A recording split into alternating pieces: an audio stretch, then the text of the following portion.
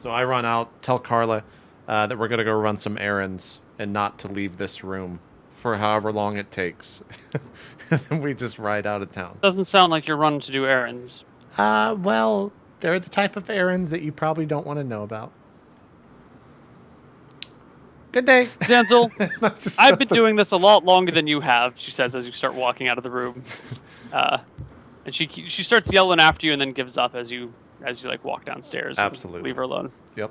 We ride like bats out of hell.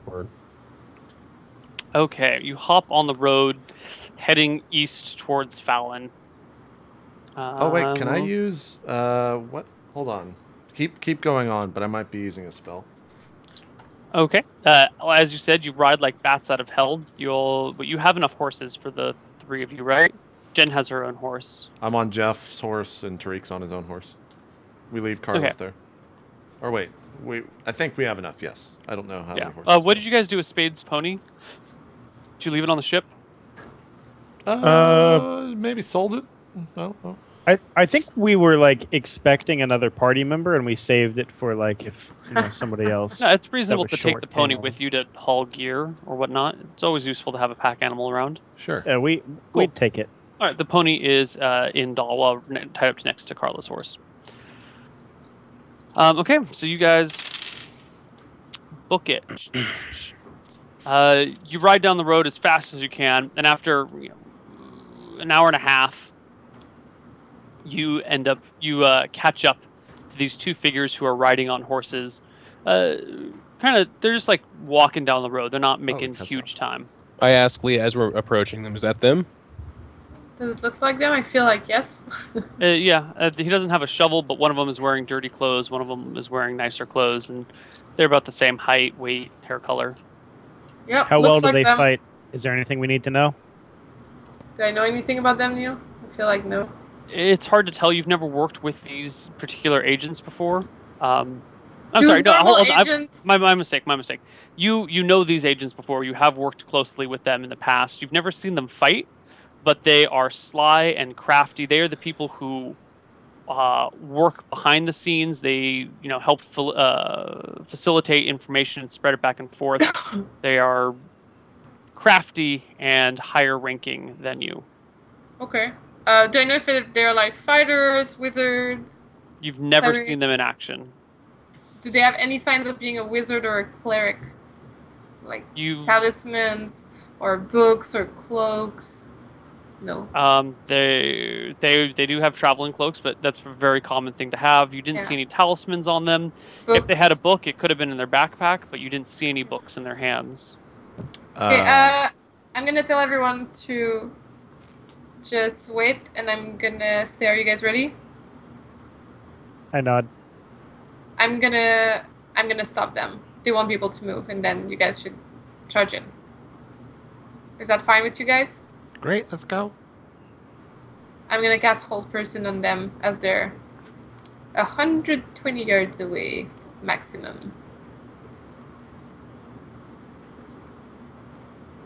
Okay. FX D4 humanoids, semi-humans are human. All right, give me a D4 roll, Jen. 3. 3. Okay. They're 2. They are 2. Wow. Or to an invisible creature.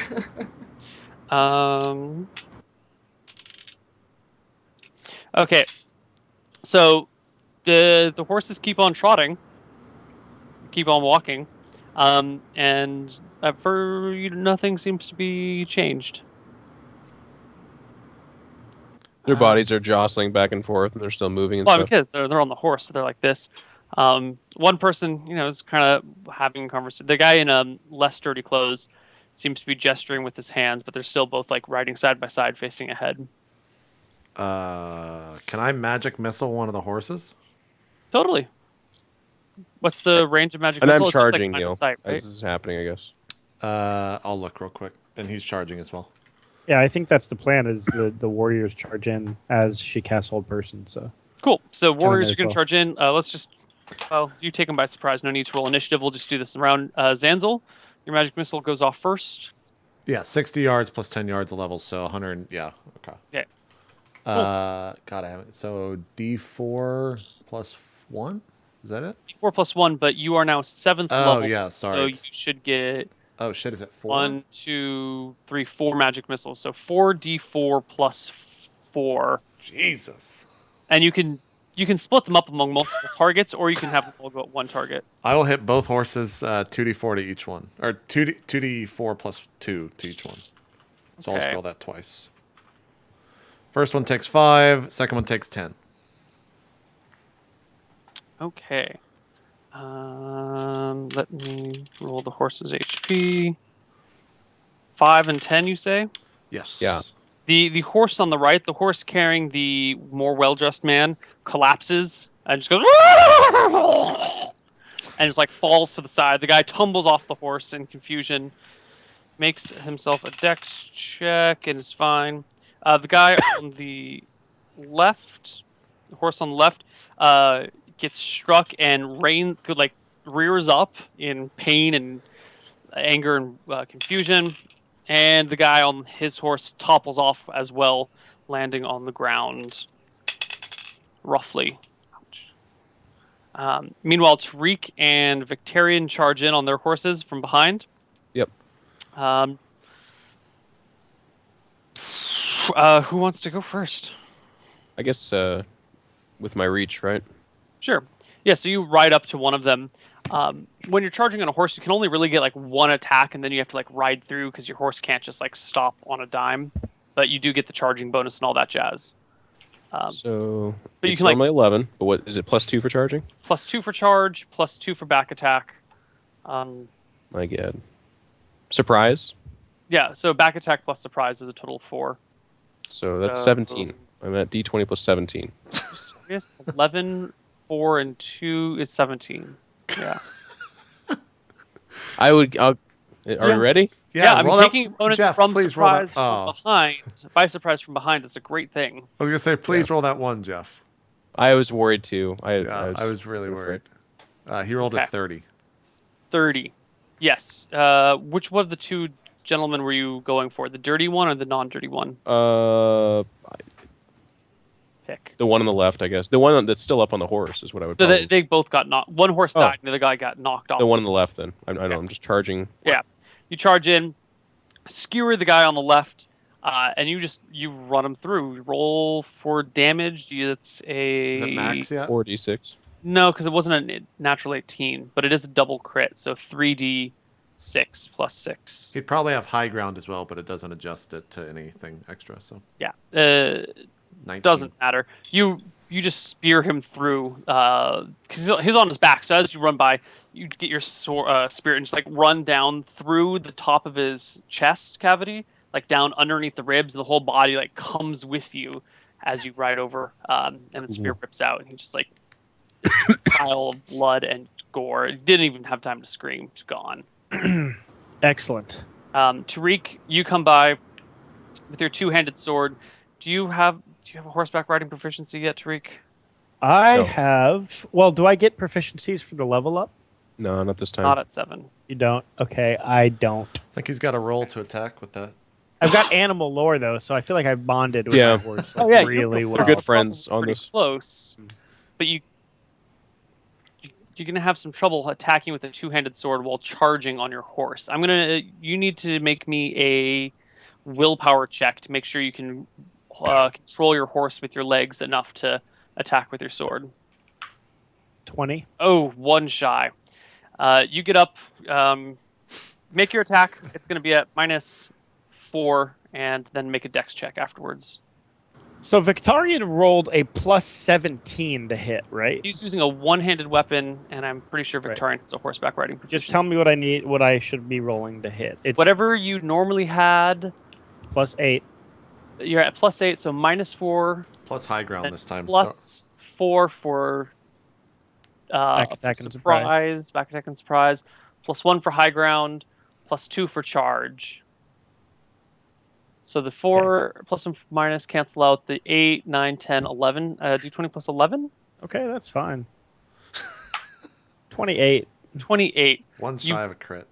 Come by, swing your two-handed sword right down on him, whap him, critical him, because it clears by more than 10. Okay. And these guys are medium, I assume? They're medium. D10, so 2d10 plus 3. Does it go up to plus 4 now that I've leveled, or is it still plus 3? The damage is still plus 3. Plus 3, okay. 14 damage. Okay. Oops.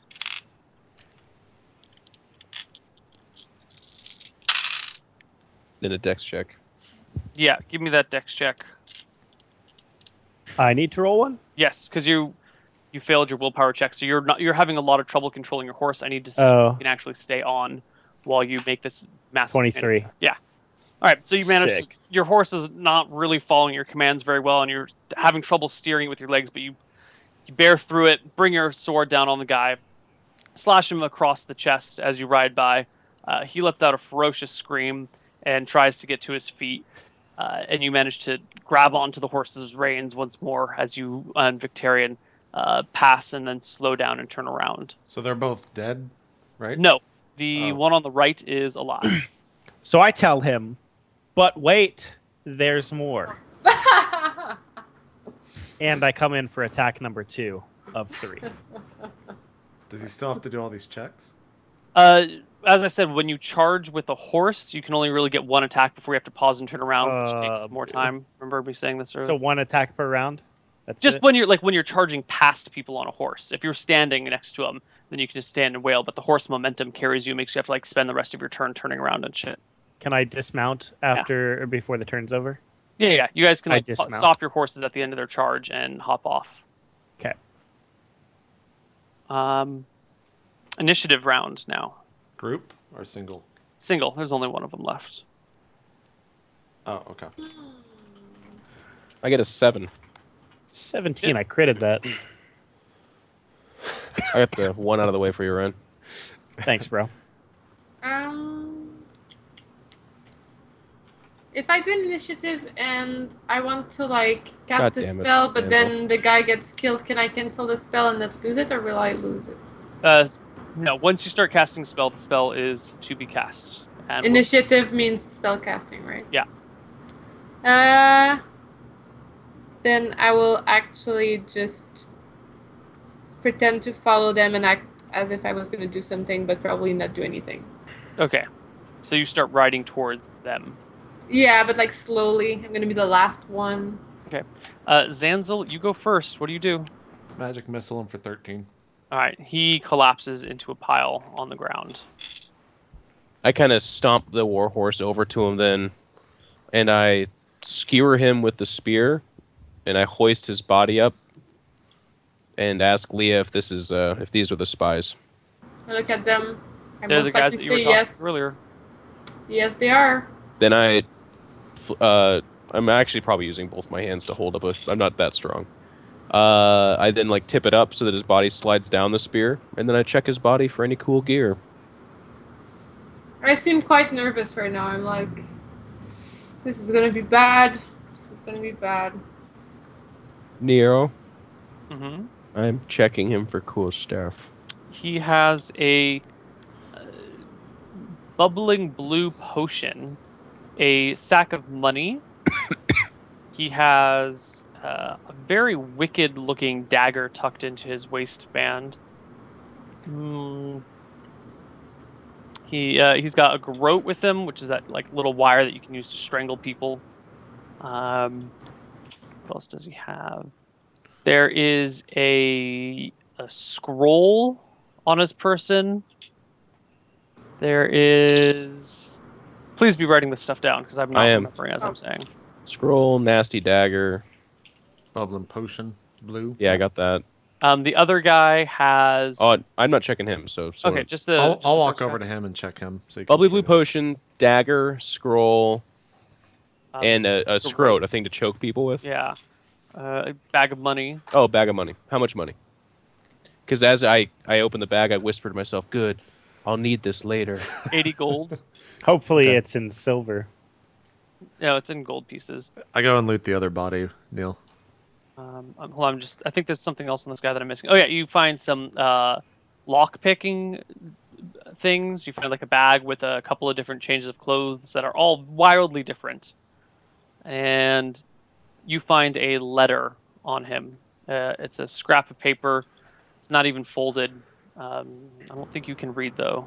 Okay, no, I can't, but I'm getting there, Neal. I'm one proficiency away from reading. Nice.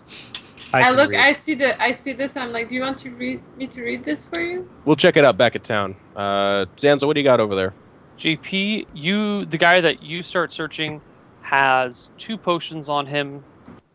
The same bubbling blue potion and a different greenish potion that has some there's liquid and there's like some mist floating above it as well. The mist is green, darker green. The water is kind of lightish green. Okay. Jarred his fart. He has another scrap of paper on him with some a letter on it. He's got a whole stack of torture implements, is what it looks like, and a bag of 30 gold. Got something else on. What am I missing here? No, that's it. That's it. Cool. Actually, when I see the paper, I say, must be the Writ of Passage.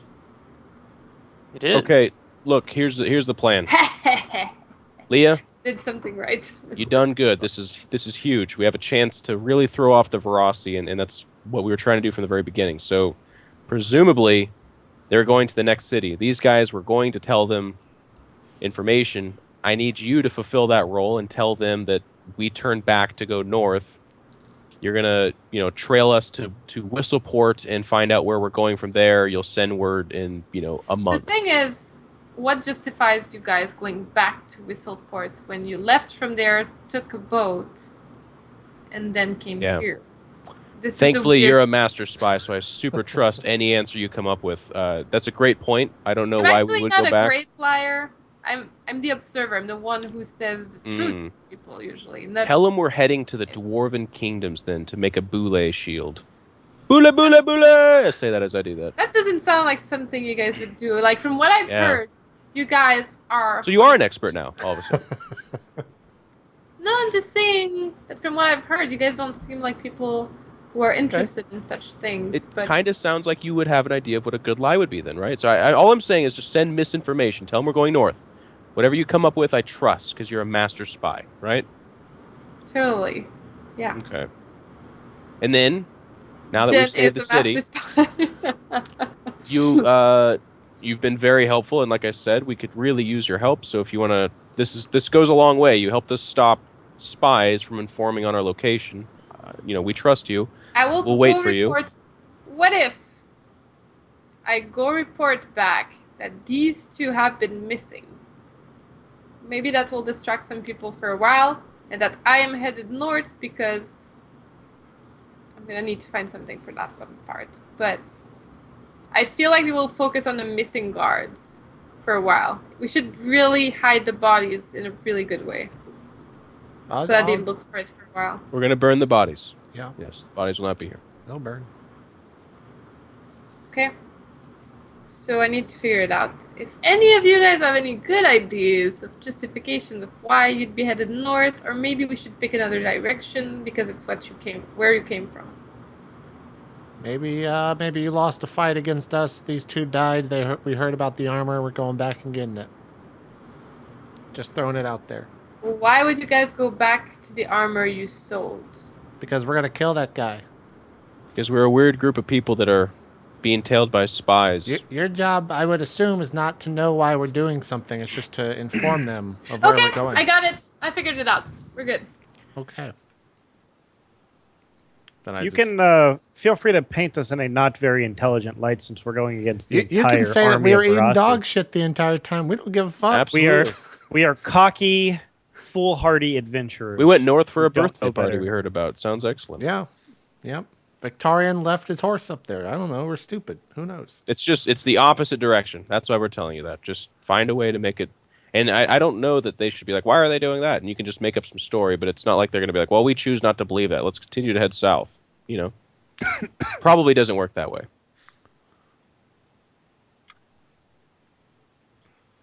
So we split up.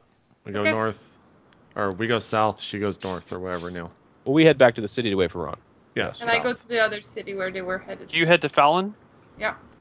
Okay, you arrive at Fallon late in the evening, kind of weary. It's a long trek between the two towns. What do you do when you get there? How much time is there left until Ron is supposed to arrive?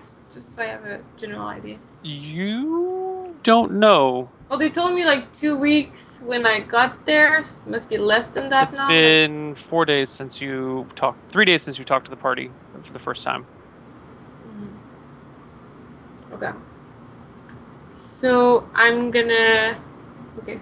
Are we close to a break? Because I would like to think it through better than just fucking come up with it in 30 seconds when my character would actually spend like a few hours dividing a very good story. You got 10 minutes. So you guys want me to come up with a random ass story that's gonna be very average and quite mediocre? Okay. We do it every week. All right. We're playing one now. Hey. All right. So. Oh, I'm sorry. The baby saves the universe against the evil empire that rules the planet is super unique.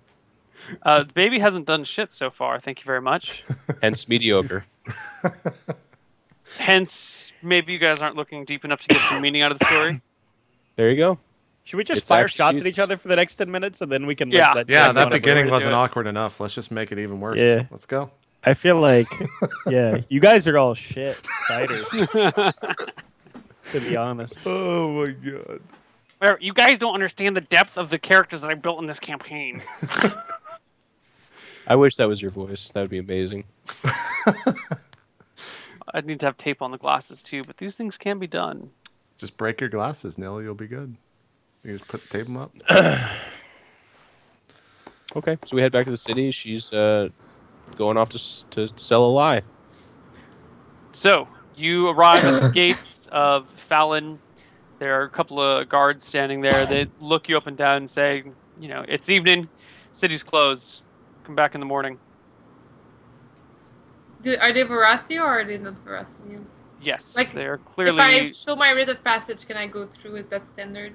Absolutely. I mean, that will let you into just about anywhere. You can talk to anyone. You can talk to a king with that piece of paper. I don't say anything and just take out my paper. They look it over very quickly, hand it back, do a very stiff salute, and open the doors I for just you. nod and get in. Okay. You are now in the city. Then I'm gonna go up to someone, to the location where someone would be, or if I know it's not the right timing, I would go to bed and then the next day head there for the What do you mean right timing? Well, I mean, do Verasi guards just stay at one place 24/7, or do they have like? Well, there would be a headquarters. There'd be a building where whoever's in charge in the city would reside. Like Verasi guards that they would have been reporting to? Like, these people were going to talk to people. I would technically know who the people they're going to be talking to are-ish, or no? No, not necessarily. Your character has all the information that you would need. Anything that Jen knows, your character knows in regards to who these people will be talking to. Okay, so then I'm just going to head for the Verasi headquarters place. Okay. You show up at the headquarters. There is a guard posted outside who's kind of yawning in the night air. I show the paper and I say I need to talk to the highest ranked person here. When you start handing him the paper and saying that, he's like, "Oh, he's sleeping right now." He opens the paper. This is and starts urgent. Gazing. I was like, "Oh, I'm so sorry. I didn't realize who I was talking to. Yes, I will go wake him immediately. Wait right here." And he jogs off on his own. A few minutes later, about 15 minutes later, he comes back, and there's a man who comes down with him. An not older gentleman, but in his late 30s, early 40s. Looks like a hardened warrior. He definitely has some scars on his arms and face. He's wearing just not night clothes, but he just tossed on a pair of pants and a shirt. You know, he has his sword strapped at his waist, but that's it. Just clothes and sword. And he comes out and says, I hear you're looking for some help with something? Ooh, Neil, one question before I make my whole story up so it makes sense for a spellcaster. Can I cast stuff while being invisible, or is that impossible? If it's not No. an aggressive casting, if it's divination. If you stuff. cast a spell, your invisibility breaks. Okay. All right. So I go talk to the guy, and then I say, "I'm so sorry to wake you up. There has been a terrible, terrible thing happen. Things have gone horribly wrong. I see the name of the two guys, which I actually don't know. They've been missing. Who are these people? The two spies I was reporting to. I see. I'm sorry. I'm not involved in these operations. I don't know. I should have Writ of Passage. He looks at it and goes, "Yeah, He said. He pointed to the guard. He said so. Please come inside. Let's talk more comfortably." He leads you into his office, and you guys sit down. He says, I don't know these people that you report to. I'm not. It's above my pay grade, so to speak. What can I do for you? Do you know anyone I can talk to that's going to be in the right pay grade? I don't know. I don't know what you want. I don't know how to help you. He said, looking very frustrated and kind of nervous.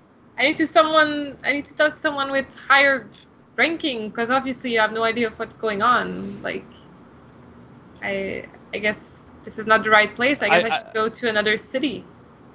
Do you not report to Lady Felicity? Absolutely not. No. So Jen, then I don't know if you remember this stuff, because this is stuff that we've talked about in game before. There are four generals, right? Felicity, it controls the spy gathering information sect, which operates independently. You have the other generals that each control a region, and she controls she's like the group that controls all the hunts down magic users, hunts down magical items, tracks people that need to be tracked, gathers information, does torture, does interrogation. She operates everywhere and on a different authority. She's not in charge of running the war. She's in charge of internal operations. Okay, but I was trying to find someone that I would know that would be in the right operation that I could talk to, and now, for some reason, I just headed to this terrible place where nobody knows anything. I have no idea what you're trying to do. I literally don't know what you want to do, Jen. I can't I want to find the person that these spies would report to, that my character would think they would report to, or someone in that town. They would report directly to Felicity. So when they said they were headed to that town, it was actually to go talk to her straight up? Is what you're probably through like whispering or something like that, right? I can't tell you what they were going to do, because if you don't know what they were going to do. No, I know, but I thought I was like in the whole network and people did things in a certain way, and now it's like... Okay. So there's some confusion going on with this character. Yeah, I'm really confused. I'm gonna kind of break one of my cardinal rules here. They were coming back here, as they said, they were coming back here to get troops. Their objective coming back here was they were going to show up, grab some soldiers, and come back and kill you guys. They don't need to report to anyone. They operate autonomously. They don't need to come back. Shit, they can. But would I have known they would come to this guy and say, "Hey, look at this. Give me 50 men," and then the guy would just like, "All right, here's all my soldiers. Go have fun." So that's kind of what was going to happen.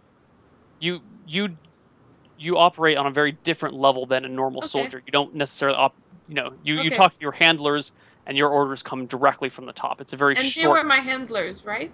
At this moment in time, they change from place to place and job to job. But when you were given this task, these were the people you were working with. Then I would have actually not go talk to these people if I can avoid it. Then I would have just camped at the city for a while and tried to see if anyone comes that looks like handlers, and I don't know. I can go talk to this guy, but I'll be like, "Oh, sorry, above your pay grade." Yeah, I understand. Then I'll stick around for a few days and see if anyone of a higher pay grade show up, I guess. Okay. Very sorry, is there anything I can do to make you more comfortable while you stay here? Just give me a room, and I'll see if anyone of higher pay grades comes by. I'll stay for a few days and try to investigate the city. He stands up, gives you a salute, tells you to go talk to his orderly who's standing outside, and the orderly will set you up with everything you need. Okay. All right, let's take a break then, because we killed 10 minutes. There we go. We'll see you guys after the break. Thanks for watching.